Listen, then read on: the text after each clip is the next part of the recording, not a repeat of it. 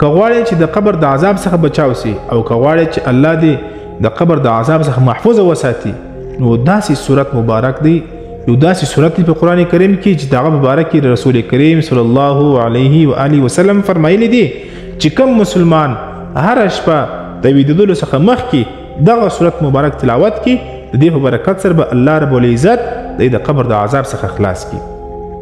ګوره پر موږ باندې هر یو وخت را باندې تېرېږي د یو صورت مبارک چې هغه زموږ د قبر د عذاب څخه د بچاولو یو ذریعه جوړېږي هغه 15 منټه نه غواړي، 15 دقیقې نه غواړي، بیا ولې موږ دغه یو غنیمت دغه یو نعمت هغه موږ په ژوند کې نه وکړو. هغه صورت مبارک چې دی هغه سورة الملک چې تبارک الذی هغه صورت ویل کېږي. که چیرې د انسان دا صورت یاد نه وي هغه د په موبایل کې هغه راوړي دا صورت په موبایل کې د هر شپه تلاوت کوي. بعض خلک دا وایي چې په موبایل کې قرآن ویل دا جایز نه دی.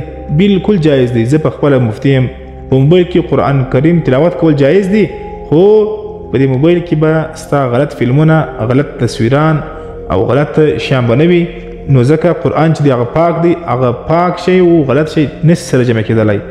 نو دا ویډیو د ثواب په خاطر باندې مخ ته د سره شیر کړي. الله دې ستاسو په عمر کې برکت واچوي. خدای پاک زموږ دوی ټوله د قبر د عذاب څخه محفوظ وساتي.